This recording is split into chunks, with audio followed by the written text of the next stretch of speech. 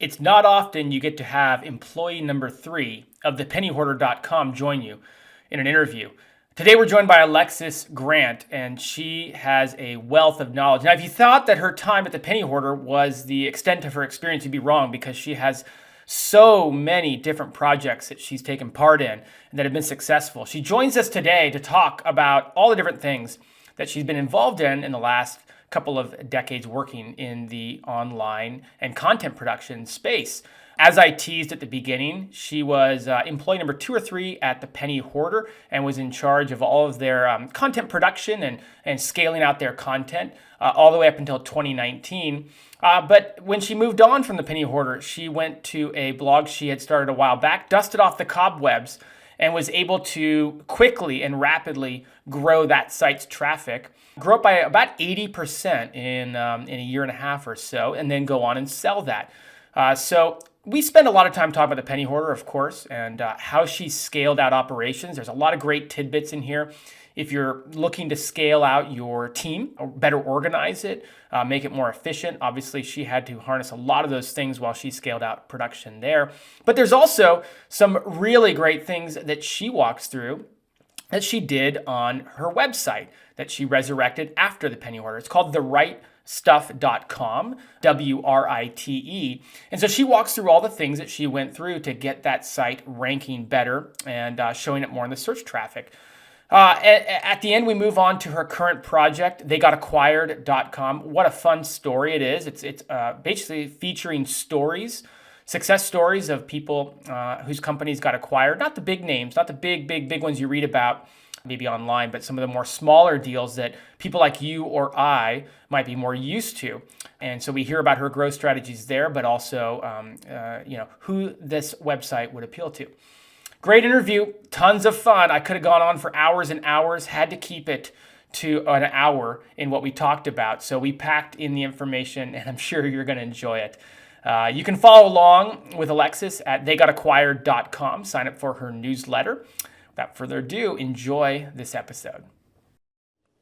Today's show is sponsored by Ahrefs, an all-in-one SEO toolset. Do you wish you could get more traffic to your website from Google? Well, half the battle is understanding what you need to fix on your site first. One route is to hire a costly consultant, but we've all been there, we've all done that, and there is another way. What if you could get a professional website audit for free without having to deal with the salespeople or the consultants? And that's the power of Ahrefs Webmaster Tools. It's a free resource that's going to help you prioritize the optimization opportunities on your website, which in the long run means more Google traffic. You'll see which keywords your pages are currently ranking for. It helps you understand how Google currently sees your content, and probably most importantly, helps you discover what changes you can make and how those changes will help you blow up your traffic. Imagine what this could do for your business in the long run. So I use Ahrefs every single day at my marketing agency. It's a fantastic tool, really love it. You can learn more by visiting ahrefs.com/webmaster-tools. And again, it's a free tool, and we've included that link in the show notes for you. Again, go ahead and visit ahrefs.com/webmaster-tools. Thanks again to Ahrefs for sponsoring today's episode. How many times have you wanted to throw your computer at the wall because, well, SEO it can be frustrating, and no matter how hard you try, you're still not showing up where you want to on Google. So maybe you throw money at the problem by outsourcing your SEO needs, and then you've ended up wasting money, and you're still stuck in SERP limbo, unwillingly hanging out on page 2 or 3, far away from potential customers. Meet Surfer, an AI-driven content intelligence tool that takes the guesswork out of SEO. With Surfer, you can do keyword research in minutes, create a 360-degree content strategy with their planner, write an article while checking your SEO content score in the editor, and monitor your progress with their audit tool post-publish. Let Surfer's AI focus on getting you to page 1 while you focus on growing your business and making your customers happy. Visit surferseo.com to stop worrying and start ranking.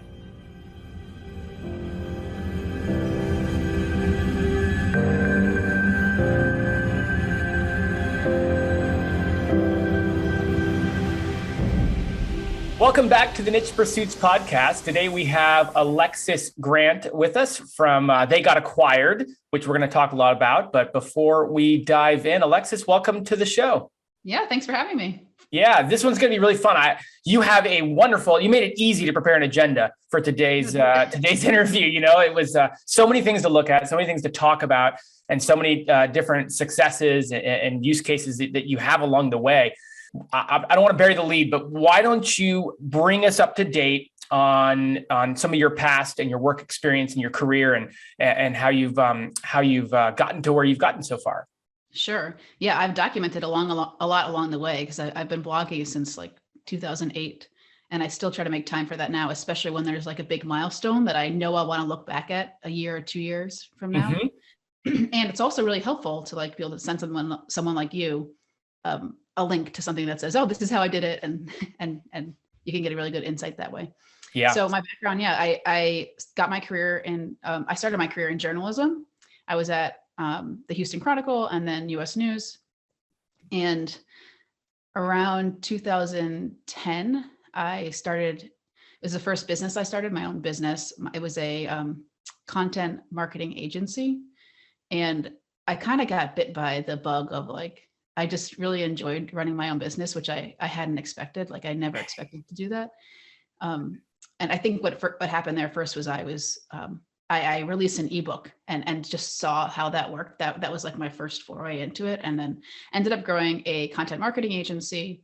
We ran blogs for other businesses. Mm-hmm. That company was acquired by a personal finance brand called the Penny Hoarder. So I went in-house at the Penny Hoarder as a third employee, and I built the content operations there. And then in 2019, I left that job, partly because we were living in Florida with my family. We wanted to get back to an area where we could be closer to trails and mountains. I was just really interested in running my own business again. So I've done two things since then. First, I picked up a site that I had started previously, which we can talk about, called The Right Life. It's a content site for writers, The Right Life, WRITE. Mm-hmm. So I picked that up when I left the Penny Hoarder. It had been kind of running on autopilot while I was there because I didn't have much time to work on it. But I picked it up mostly for fun because I wanted to play with it. I really got into the SEO of that site at that point in time, which I know a lot of your audience would appreciate. And I ended up selling that site last year, so about a year ago. And I did that largely to really free up my time so I could pick up a new project, because I felt like that site, I started that site in 2013. I was kind of just tired of it and wanted to try something new. So let's see, about 6 months ago, I started working on a new brand called They Got Acquired. And that's what I'm running now. And it's a media site. And the cool thing is I get to use my media skills from, that's kind of my background and what I'm good at, but I'm applying it to a new niche, which is company acquisitions. So taking a pain point that I had when I went through my own 2 sales and trying to teach people what they need to know for their first sale. Oh, okay. My only concern is that we're not going to be able to keep this to under an hour. I feel like I could ask so many questions. What an awesome story. You glossed over the Penny Hoarder as though it's just some name no one's heard of. It's like a emblematic name certainly in the website creation space and the content space. So I just congratulations on all your success. I think it's worth pausing and just what a storied background you have. It's a real treat to have you on today. Thanks. It's fun to talk about it. Yeah. So going all the way back to journalism, I'm curious because I think most of the people who are website creators, who are content creators, who write on and publish, who publish content, they don't have a journalism background. I maybe wanted to kick off by asking, what things did you learn from your journalism background, or what experiences from journalism do you think were the most influential in being successful as a content creator going forward with your own projects and your own websites? Mm-hmm. So much, honestly. It was such an applicable degree because I got a liberal arts degree for undergrad, which is really not specific. And then I went to J school for grad school. So I had something I could actually use in the world. And yeah, it's just a really applicable education. For one, it helps me think through like the ethics around sharing content. And I actually think that that's something that I bring to a lot of media businesses that not everyone is thinking about necessarily who's growing a media business, especially if they come from the media side or come from the business side and they don't know media. So it's always really top of mind for me to think about how can we stick to high standards in terms of efficacy. So things simple like always attributing. If you hear something and you want to reshare it, where did you hear it from? And linking back to that person so that the credit goes to the right place, but also you're covering your own back because you're repeating this fact that someone else had collected. And you can see if someone wants an example of that, we do that really heavily on They Got Acquired. It also, well, I can tell you one thing that it didn't help me with, which is a lot of journalists write in a really boring voice.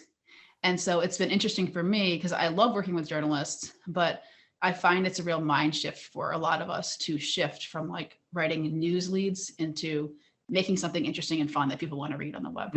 Yeah, that's interesting. Yeah. So sometimes, and I've heard a lot of people who run media businesses say it's actually better to hire writers who don't have a journalism background because they are a little more creative in their writing. I tend to look for people who have kind of both, a mix of both, but sometimes they're hard to find. That's an interesting point because I feel like I'm not a journalism background to say the least, but if I'm writing a piece of content, I will often look to a more journalistic source for headline examples and inspiration, because I feel like people in news do such a good job of creating captivating headlines. And so it's interesting to hear you talk about the juxtaposition of maybe the actual writing itself might be a little flatter than someone who doesn't have that journalism background. Even the headlines too is like, I think headlines are really an art. And a lot of writers that are great at writing articles, they aren't great at writing headlines. And, traditionally newspapers, even when I was in 2005, when I was at a newspaper, the writer didn't write the headline. It was like the writer writes a story and then the editor writes the headline or somebody else. Is that right? That makes all the sense in the world, but I never knew that. Yeah. So it was a big shift, I think, for a lot of journalists to come into this world where like, not only do you have to write a headline, but you also have to make it kind of catchy. Yes. I think in SEO, certainly when you're writing an article that's maybe you bend more towards the SEO focus, the search optimized focus. I mean, I'm guilty of it, but you tend to just say, well, what's the title? Let's see. And we'll just make it the main keyword, and it falls flat maybe, or do you think that that's a good strategy? For all the sites I've ever run, we always have two headlines. There's one headline that's going to show on the website, and there's one headline that's going to show to search engines. And obviously they're sort of similar because you don't want someone to click on something and search and then be disappointed when they get to the actual article. But I think even if there's a tiny percentage of people who feel that way, it's still beneficial to have like a really catchy headline. I call it catchy. It's kind of like, I'm sure there's lots of good ways to describe it, but like literally I'll call it, what's the catchy headline? And that's the headline that goes on the homepage and it goes on social media. Sometimes you want to have a different headline for different social channels, but if you're trying to keep it simple, you might use that same catchy one from the headline for social channels and then a different one for Google. Smart. That's great. That's great. Well, talk about the process of being a part of Penny Hoarder from basically the ground up. I mean, you said you were employed 2 or 3. What were your roles there and kind of how long were you there and what were you responsible for while you were helping that brand grow?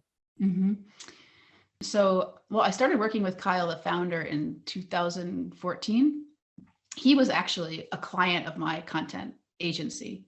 So we were doing the content for the site before he acquired my company. And that's what led to that. Like we served lots of clients, but he, like a year and a half into us working together was when he ended up buying my company so that we could all, myself and a number of people from my team, we all went into the company. It was an acqui-hire.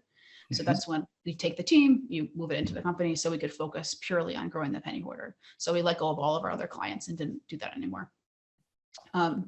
So yeah, my role really changed throughout the years there. I mean, initially, almost the entire time I was really focused on growing the team and putting together, I have a very operations focused mind. So I got to put together a lot of the infrastructure for hiring and growing the content team in a sustainable way, but then also putting in place the infrastructure for the actual content. So like, what are the systems for creating content? How do we make it? How do we distribute it? How does the engine work? And how do we keep doing that when we keep adding more people? What are some of what are some tips that you might be able to share for people who are struggling with, content production at scale. I'm sure the scale maybe at the Penny Hoarder might be a little different than the scale that an individual site owner might have. But nonetheless, I wonder how many of the operations that you mentioned operationally focused that you are. Like, what are some techniques or some tips you can give to people that would help them with scaling content? Yeah, I think no matter whether you have a few posts a week or a lot of posts a week, you want to have a system for getting those posts through the pipeline. So for They Got Acquired right now, for example, we're only aiming for about 3 to 5 posts a week as a starting point, but we still have a really solid, what I call it is the editing or the content queue. So what happens is the piece of content goes into the queue. Someone writes it, then the status changes to ready for editing. Then it changes to maybe has to go back to the editor or back to the writer for edits, then back to the editor. And then what happens there next is, it's ready for WordPress, it's published, it needs to go in the newsletter. So having a really solid list of what's every step that each piece of content has to go through and moving each piece through that pipeline. That way that nothing gets lost. Let me ask you your personal opinion on this. Do you think it's better to have, because we've interviewed people on the podcast of late who have very segmented roles. So their writers write and they just write. Their editors edit, they just edit. They even have publishers who just format and add images and internal links and external links and publish articles. They have people, they have graphic design, maybe somebody who does a graphic design for it. So they have very segmented roles. And again, this could apply all the way down to a very small business, right? We've also had people who we've interviewed recently who give the full responsibility of the research, of the writing, of the editing, of the formatting, of the publishing, of everything to kind of one individual and let them be autonomous. What do you think is the better approach? Is there a better approach? I think they can both work, and there are pros and cons to each. As you scale, though, you want to have more specialized roles. So like for the Right Life, in the year before I sold it, even many years before I sold it, I had a managing editor who wasn't, and everyone says when you say editor, an editor isn't just in charge of editing, even at a big publication. They're probably in charge of like idea generation, managing a team of freelancers, managing the content calendar. So they're organizing a lot of things in addition to like actually editing the content. I think at a smaller site, it makes sense to have a managing editor who can do all those things and can also put the posts into WordPress for you. They can create the newsletter for you and send that out. They can make sure things are shared across social. So I think it makes sense when you have a smaller site to have one person who's in charge of a lot of those things, partly because, first of all, they know if they have a big picture view of the entire site, they might think of other opportunities that they wouldn't have thought of if they're only working on like one little piece of it. And then secondly, it's just fewer people for you to manage, because the more people you add, the more you have to manage. So when They Got Acquired, we have 11 freelancers and probably maybe 6 of them or 7 of them are writers. And then we have an editor and a designer and someone I'm calling a marketing coordinator who one of her roles is to put all the posts into WordPress. So my preference, like once you start getting past a certain size, is to have someone who's not a reporter put the stuff into WordPress, like do all of the kind of tedious, making sure everything's right in the back end before you publish. And there's 2 reasons for that. One is because it's cheaper. Like it's much cheaper to have someone do it whose job that is than have a reporter who has experience in business or whatever writing. They can be expensive, so if you can get someone cheaper to do it. And secondly, it's letting the reporter or the writer focus on what they're really good at and what they enjoy so that you can keep them around longer. Because if they feel like they have to spend a lot of their time on admin work, they might not, enjoy the role as much. Yeah, it makes a lot of sense. Yeah. What do you think what are the biggest kind of blockages or problems that arise when you're putting together that sort of structure? Like, what are some things people need to know about or can avoid at the outset that could save them a lot of headache when they put together their workflow, if you will? The biggest thing I think is just making sure that everything's out of your brain, because too many of us do things that we don't realize are part of the process. Like we might do them ourselves, or when we write down our process, we forget about little pieces. And so that makes it difficult to hand over to someone else. So I always say, like, I just made a process, for example, for creating our newsletter for They Got Acquired. When you're doing that, sit down and write every bullet, like literally every single thing you did. Where did you get the headline from? How did you reformat it? Where did you get the image from? Like, really make a very detailed list of what needs to happen for that to work. And I think if you force yourself to get all of the steps out on the paper, then you'll be more likely to be able to pass it off to someone else. But too often it just like sits in our own brain, and that's why we have trouble delegating. Yes. Yeah. Okay. How many times have we, well, I won't speak for you. You're pretty operationally minded. I struggle operationally. I run actually a marketing agency myself, but everybody inside my organization will vehemently share about how operationally challenged I can get in the details. And you're right. It always ends up in my head. I'm like, did I not share that process? That part's really actually very important. Yeah.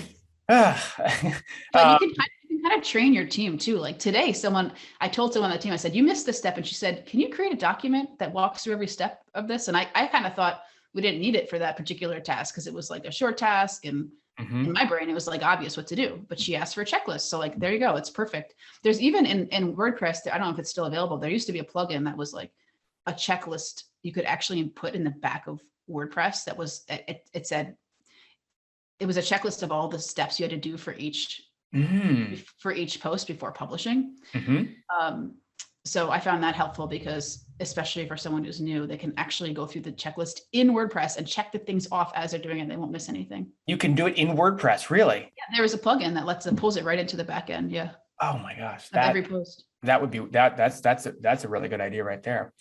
You've touched on it a couple of times. And again, the dichotomy, I guess I'm kind of giving you a couple of different sides of the coin here, but SOPs, standard operating procedures, the process for every article that gets written, the process for the publishing. You've built a lot of these large teams at scale. How important are those SOPs and how detailed do they need to be? The devil's advocate, and again, I've seen it over here in our agency, is that you give there seems like a fine line, right? You give a writer a 20-page document they have to follow, it doesn't exactly empower them to necessarily flourish as a writer. But if you don't give them enough details, then things slip through the cracks or it isn't up to the par that you want it. Where's the balance there? Yeah, the other hard part is, especially with a startup, they change so much. So you might have given someone a document and then you realize the next day it's already out of date because you changed something. I don't know if there's an easy answer to like, where is the right balance, but somewhere in the middle, probably. Usually people who are new, they want that stuff. So I think it partly depends on how fast you're growing. Like if you're growing fast, you got to have everything written down because otherwise it'll take forever to onboard anybody. And if you could just hand someone all these things you put together, then you can bring people in the fold a lot faster. And that's how we did it at the Penny Hoarder, because we were growing really fast, adding a lot of people. And it was because we had created a great onboarding process where everything was written down for them and they could review a lot of that on their own. It doesn't have to be just a doc either. It could be a Loom video that walks them through something. It could be, I've seen Nathan Barry at ConvertKit talks about how they do, for each new employee, they do an audio interview about the person, and then everyone can listen to that. So that when a new person comes in, they can listen to audio interviews of other people who are already on the team to like get to know people without having to have a million meetings. So I think there's a lot of different ways you can do it. It doesn't have to all be in docs. That's a good point. That's a good point. So at the Penny Hoarder, what kind of walk us through how you scaled that out, and what kind of volume you guys were producing at the times that you were there? Oh, good question.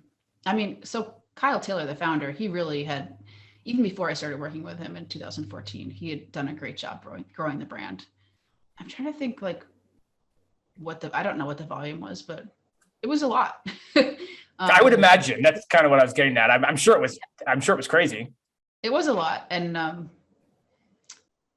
so I think just having, like, especially as we added people into it, that was always the challenge, is like when you keep growing, some of the systems you had at the beginning might not work that like once you have a bigger team. So knowing when to adjust those systems at different points was really crucial.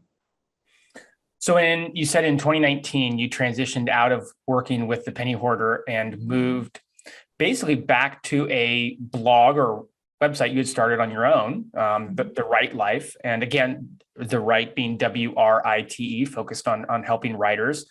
So why the shift? Why the move out of Penny Hoarder, this kind of ever changing, super big brand at that point, and back into your own personal website? Yeah, I mean, it was really fun. I got to learn a lot there. And I think the biggest gift was that I got to do a lot of things that I probably wouldn't have been able to do on my own, because we were bootstrapped, but we did really well. So there was a lot of money to invest back into the company. And that was really the mindset of the founder too. So I got to learn a lot at a much bigger scale than I think I would have done with my agency previously. There's a few reasons why I decided to shift. One is I just missed that early building stage. Like, I really like the beginning when you create something from nothing, and I missed that. I had 2 kids while I was at the Penny Hoarder. I had my first kid right after Kyle acquired my company. It was like 3 months later. So it was a ridiculous few years. Sometimes when people ask me questions about like, how did you do this and that? I'm like, it was all a blur. I wasn't sleeping that much. I'm not very sure. I really can't even answer that. I have no idea. Yeah. But yeah, I was tired, honestly, and I felt like I needed a break. And it was really hard to have 2 kids under 3 and be in a demanding leadership role. I found that a lot of work. And then, the third piece was just location. We were down in St. Pete. That's where the Penny Hoarder is based. It's a great town. And we missed the mountains. So we decided to come. We moved before Florida. We had lived in DC. So we moved back up to this area. We live in West Virginia now in a little trail town. Oh, that's a transition. Yeah, it is actually, because we lived in, both my husband and I lived in cities like before we moved here forever, so it was a transition, but it's been so great. He's self-employed as well. So it was kind of like a dream of ours ever since we got married, to both run our own businesses and have a lot of time freedom and just autonomy over our days. And that was really important during the pandemic since we have kids. It was an opportunity for us to finally get to that place where we could both be on our own. Yeah, it wasn't just a career shift. It was like a kind of a lifestyle shift, a mentality shift, everything. Okay. Yes. Good. And so you kind of rebooted this site that had been around since 2013. I mean, was it a very active site when you started reinvesting time into it, or Yes. was it? It was. Okay. So it was a project you'd always had on the side, and you just decided to put all of your energy towards it starting in 2019. So, I started it in 2013 because when I was running the agency, we were running blogs for other businesses, and we had systems in place to do that. We had a large network of freelancers who were contributing to these sites. And I just realized, like, we're doing it for all these other companies. We should do it for ourselves into an asset that we can then leverage over time. So that's how we started it. And often I'd use it as a test ground, even for the Penny Hoarder. Sometimes we'd if I wanted to try a plugin, I would try it on the Right Life and see how it went, and then we'd roll it out to the Penny Hoarder. And then while I was at the Penny Hoarder, I had an editor who was running the site and doing a great job, but I really was trying to just keep it running. I set it up so it was just making enough money to cover the costs, and it kept growing. But I wasn't doing anything big with it. I didn't have the time. And honestly, I thought during those years, I thought about shutting it down because I didn't have the bandwidth, like I didn't have the brain space.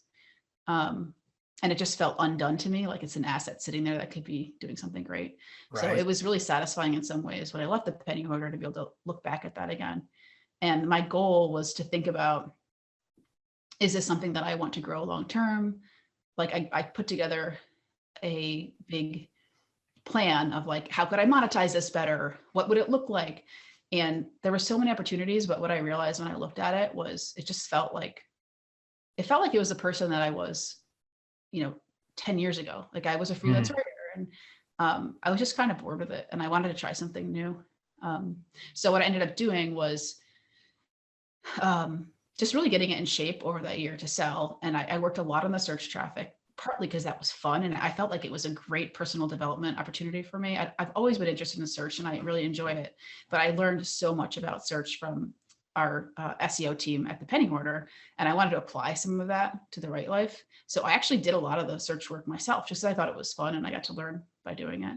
I think I stumbled upon a blog post you actually wrote about, it looks like a complete overview of everything that you did to the Right Life over the course of, it sounds like maybe about a year it took you to do all this work. I mean, because basically I wasn't working full time or anything. This is like, we just moved and we also moved again during that time. I had 2 little kids. So it wasn't like a full-time project, but it was and also I was consulting during that time too. I was helping some companies grow writing teams.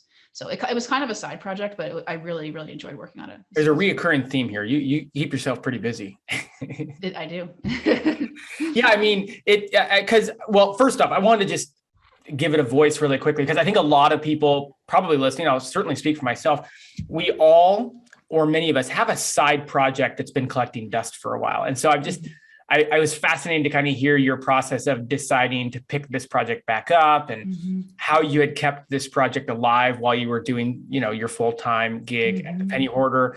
And then we'll get into some of the things you did to really shake the dust off of it. But yeah, I think it speaks to a lot of people. Like a lot of us have a project that we've left to collect dust, or maybe we're not as interested in right now. And we're it's in the back of our heads. What do we do with it? Should we put energy into it? Should we just ditch it? Should we just forget about it? Should we just shut it down? So I'm glad you went into it and talked a bit about it. Yeah, I'm trying to have fewer of them now, because I feel like I need to have one focus, especially because my kids are like most of my brain. So it's like I only have a certain part of my brain left. So I'm trying not to take too many projects on, but they do inch their way in, the side projects. Here and there. Yeah. They seem to follow us entrepreneurs, don't they? Yeah. You can't shake them completely. Yeah, totally. So let me just kind of, maybe I'm going to read some notes I took from this article, and maybe it'll refresh your memory on some of the things that you were doing there, because it was a few years ago. But it looks like you had about 1,000 articles at that point when you dove back in, and you ended up selling the site a year or two later. But you did this full, really kind of SEO focus, where you went through and focused on improving SEO on this.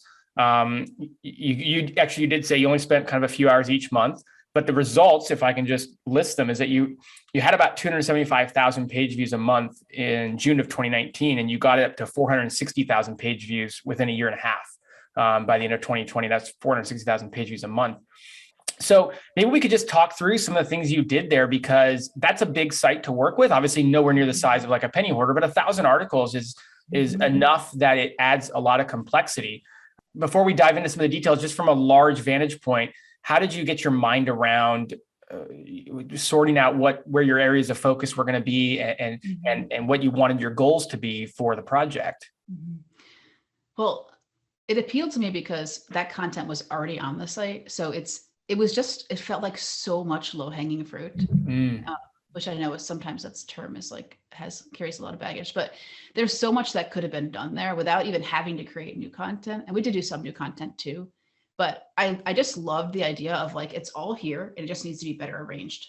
And to me, that just like made sense in my arrange your brain, So I had a huge spreadsheet. I hired an SEO person too to help me with it, who helped me figure out like, what should I do? He did a great audit for us. And even though I like understand SEO at a high level, this is like a specialist who's really good at it. So he could suggest things far beyond what I could come up with on my own. And he helped me prioritize a little bit and come up with a plan. And then I just had a spreadsheet and I just worked through it. So it looks like you did an audit. You updated and improved old content, published new content. You deleted some content. Let's see. We had a ton of content that was cannibalizing. Right. Because, we started the site in 2013, and I always, at the beginning, I think we were doing a few tiny little things for SEO. And honestly, the site always did well in search because it's like a bit of an age domain. We had really high quality content. We did well in the writing niche, but because we had just like written tons of content without ensuring that they didn't step on each other's toes, there was a lot of that in the audit. There was like, oh, these 3 posts are all trying to rank for the same keyword. Like, how do you turn it into one post and get all of that juice to go to one place? So I did a lot. I was going to say cannibalization is basically where several articles are competing for the same topics. And usually, almost always, no, I'm not going to say always, but usually Google isn't going to rank any of the articles high if they're all competing about the same topic. They're kind of like, hey, you figure out which one you want us to rank, and then we'll evaluate it. What did you do about that? Did you just delete did you combine a bunch of the articles and pretty much go through a process of making them into one big article? Or did you kind of look at which one you liked best and just keep that one and knock off the other ones? No, a lot of them I combined and then I redirected the old one to the new one. So I'll give you a great example because this one's easy to remember or understand. Every year we did a post in December that was like X number of best gifts for writers. So like 55 gifts for writers. And we did that for like 6 years in a row and they all ranked really well. And in fact, there was a year where, we'd sometimes earn like $10,000 just from that one post in December because just people were looking for that and they would go to Amazon and then they'd buy other things while they're there.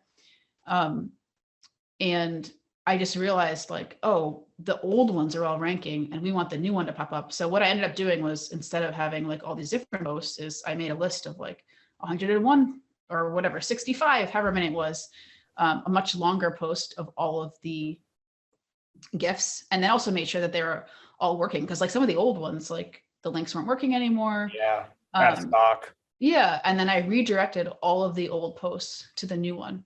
So it kind of helps send some of the link juice through to the new one. You talked about ranking. I mean, it was harder by then to make as much money with the post for a lot of different reasons, but it did rank. It was a top spot by December because of that. Wow. It's it reminds me a couple companies ago, we would write a blog post at the end of every year summarizing our top blog posts. And so I'm wondering how much cannibalization we had after 10 years of doing that. Every year.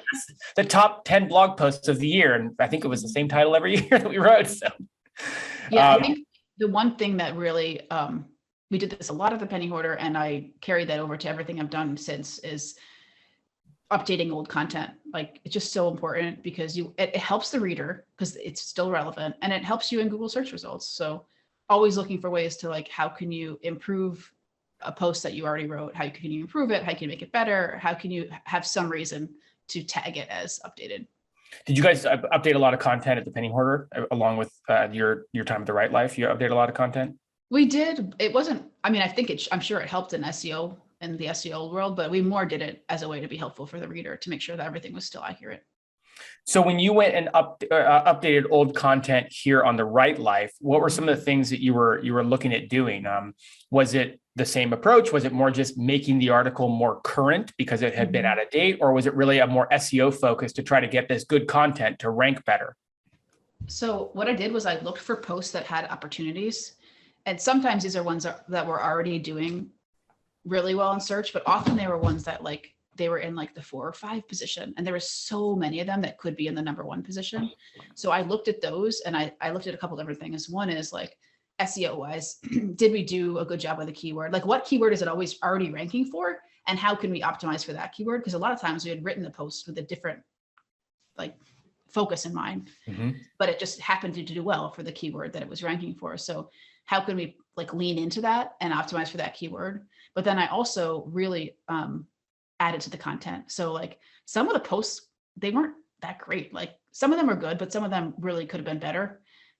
So there's a few different things. Sometimes I usually assign this to someone. So like I'd have a writer do this. Sometimes I went back to the original writer and said, can you add X, Y, and Z? Can you interview someone and put their story in? Like just make it more interesting.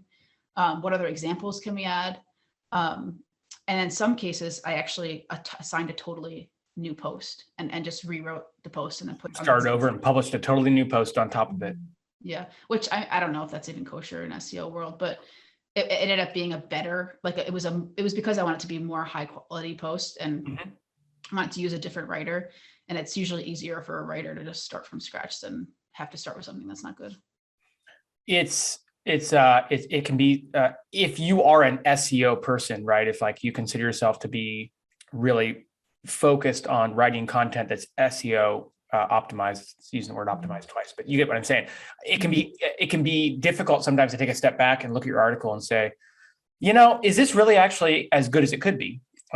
Because you can check the box with things like keyword density and article structure. And, you can do all the research on how long your article should be, but sometimes it can be really beneficial to just step back and take that hat off and look at how helpful is the article? How helpful are the images? How helpful does it flow? So it sounds like you were able to do that pretty well.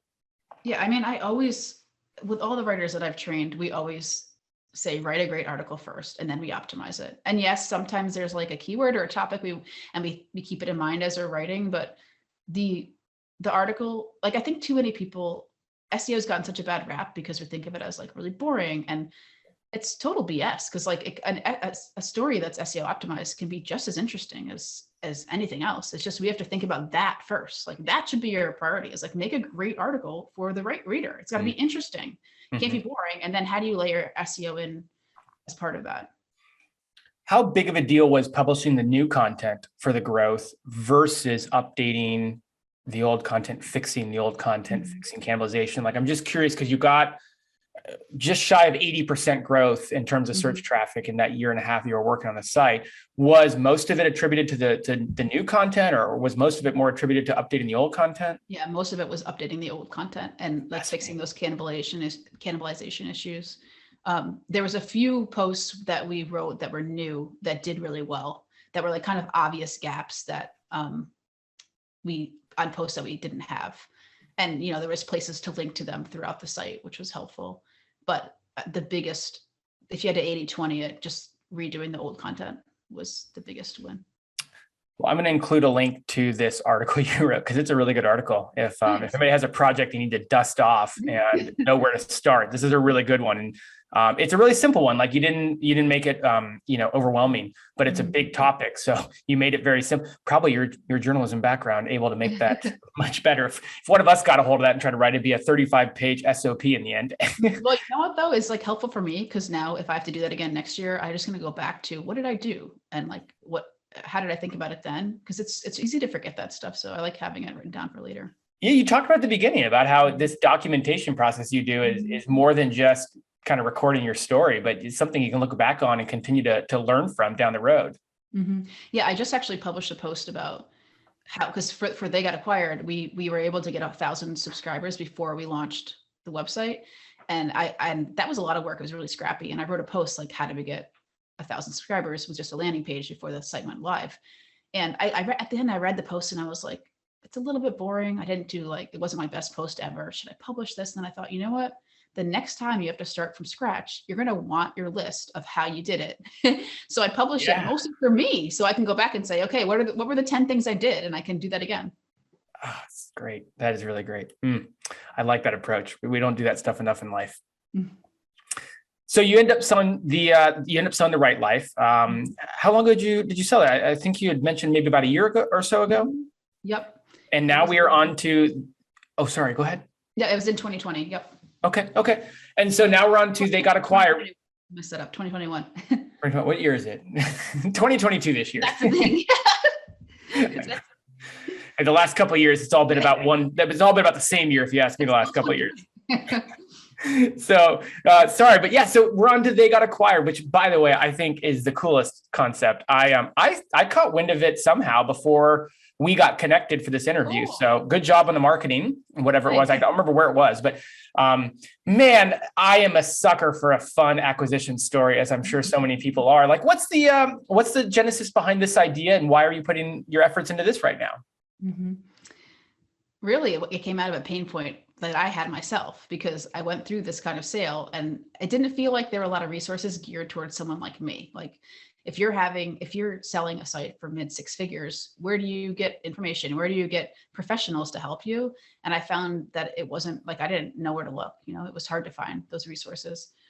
Even in terms of like, years ago when I sold my first company, if you sell a big company, you can get comps, like say real estate comps. Like you sell your house, right? You look around like in the neighborhood, what did all the houses sell for near you? And you can't do that right now for a small company. And I wanted that for myself. Like I wanted to be able to say, hey, I'm about to sell a content company. Show me 10 content companies that have sold in the last 2 years for under $1 million. So that's the kind of thing that we want to build. Those are the kind of resources we want to build, is things to help other founders who are going through this for the first time.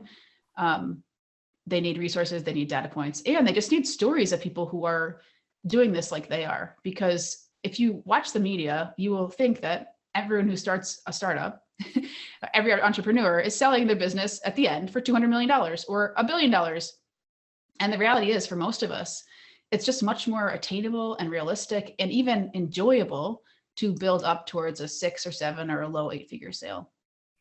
You bring up such a good point. It can be so demoralizing as someone, as a small business owner, or just, I won't even say small business owner, I'll just say an entrepreneur who's starting something. It can be so demoralizing to read these books, the Airbnb story, to read these articles, and you're like, man, what did I do wrong? And after a while, I've learned to take a step back and go, no, you're in business and you're paying your bills. Like, you didn't do anything wrong. These are just the unicorn stories. There aren't a lot of everyday stories of success, people who are still making life-changing income on business sales and business acquisitions, but not the ones that maybe make the headlines or the news media. It's such a good point. Yeah, it doesn't speak to me, that kind of story. Like, also, I don't want to work myself into the ground anymore. Like, I want to work 30 hours a week. I want to hike sometimes on a Tuesday. Like, the hustle and grind startup culture, just like, I've kind of tried it and I enjoyed it for a while, but I don't want to do it anymore. And I think there's lots of different ways to build a startup, and we only focus on that one Silicon Valley way. Like, you have to raise a ton of money, you have to hire super fast. And there are other ways to get to a great outcome. Who is the target audience for they got acquired? Like, who is kind of the avatar for the person that you think the content will suit best? Well, there's two. The first is any entrepreneur who's building something. For many of us, you don't even have to be at the point where you'd like to sell your business, because we're covering a lot of, like, how did this person grow their business as well. So anyone who's thinking about growing a business that they might eventually want to sell. And I'm hoping we can catch people too who are at that sale point, who are like, I think I want to sell. How do I do it? And we can give them those resources. I've also found, excuse me, it's picking up with a lot of the M&A professionals. So brokerages and like M&A firms, and there's all these professionals, lawyers and financial advisors who work in this ecosystem and would love to have data on smaller. I say smaller because, like, for many people, a 7-figure sale is life-changing, but, like, it's still smaller than what we hear about typically. So I think for those people as well, having access to some of this data will be really helpful for their work. Yeah, it ties in nicely. I mean, we had Joe Valley on a couple months ago, and he wrote a book called I hope I get it right, the Extrapreneurs Playbook. And he talked about strategies to sell your business, how to think about a sale when you're not even thinking about a sale. So how to structure your business in a way that it could be sold down the road. And I'm probably horribly paraphrasing a lot of the key things he said, but it was a well-received interview, and people really enjoyed it. And I'm hearing a lot of flashbacks to some of the things he was saying in the words you're talking about, having these stories and almost like a playbook for people that they can read when people are at the point of sale, but maybe not just that, but how they grew. And you can almost backfill or move back to the stage you're at with your business based on these stories and where people are when they're sharing on your website. No, yeah, for sure. We even like, we just published a story about how to negotiate an earnout. Like, how do you negotiate an earnout that has favorable terms for you as the seller? So I think there's a lot that people need help with, and it's hard to know where to get the information from. When I sold my first website, it was a very small sale, mid 5 figures.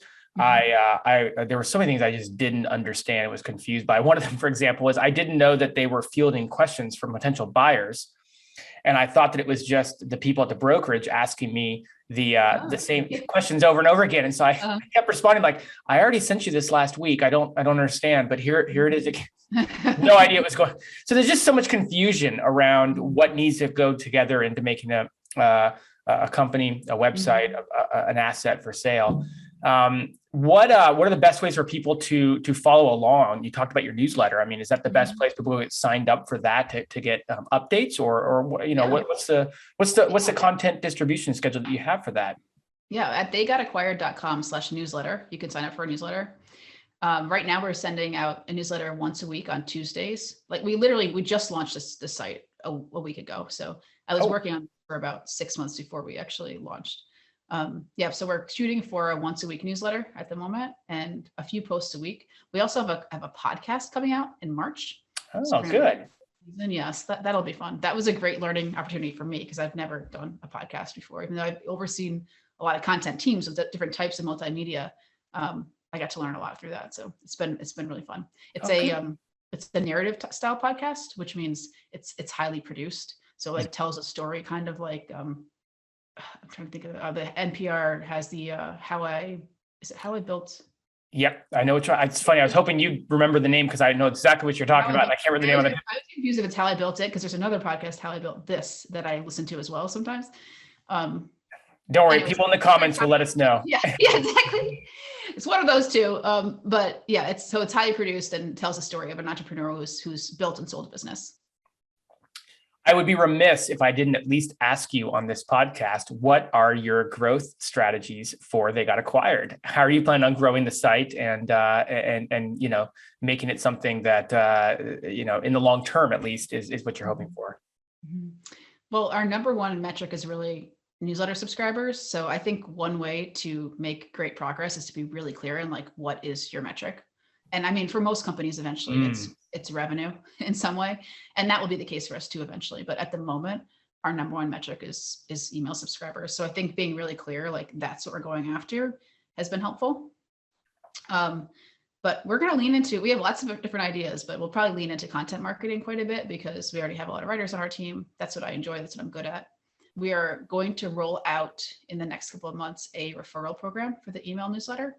So we're going to use SparkLoop to offer incentives for people who share the newsletter with their friends and bring in new subscribers.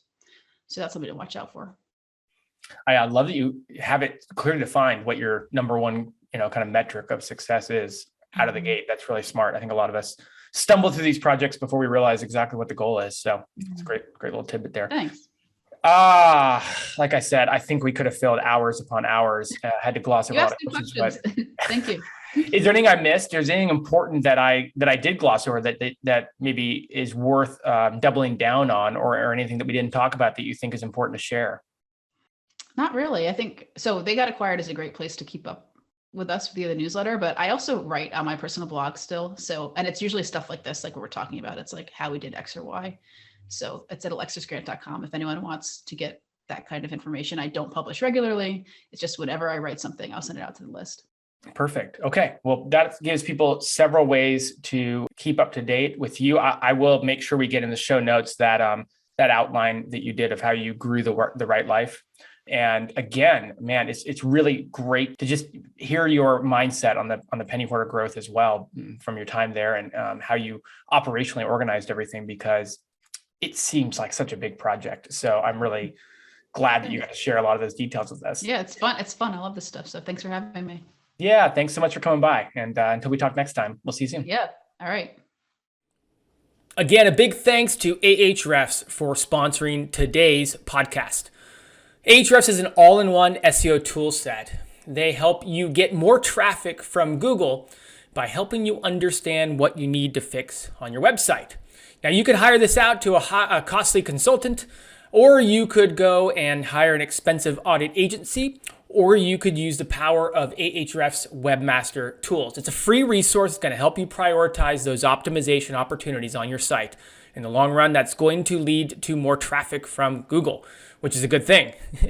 The tool helps you see which keywords your pages are ranking for, helps you understand how Google is seeing your content, and helps you discover how making changes can blow up your traffic. Imagine what this could do for you in the long run. So again, thanks to Ahrefs for helping us with the podcast today. And you can learn more about this free tool by visiting ahrefs.com/webmaster-tools. Again, that's ahrefs.com/webmaster-tools. How many times have you wanted to throw your computer at the wall because, well, SEO, it can be frustrating. And no matter how hard you try, you're still not showing up where you want to on Google. So maybe you throw money at the problem by outsourcing your SEO needs, and then you've ended up wasting money and you're still stuck in SERP limbo, unwillingly hanging out on page 2 or 3, far from potential customers. Meet Surfer, an AI-driven content intelligence tool that takes the guesswork out of SEO. With Surfer, you can do keyword research in minutes, create a 360-degree content strategy with their planner, write an article while checking your SEO content score in their editor, and monitor your progress with their audit tool post-publish. Let Surfer's AI focus on getting you to page 1, while you focus on growing your business and making your customers happy. Visit surferseo.com and stop worrying and start ranking.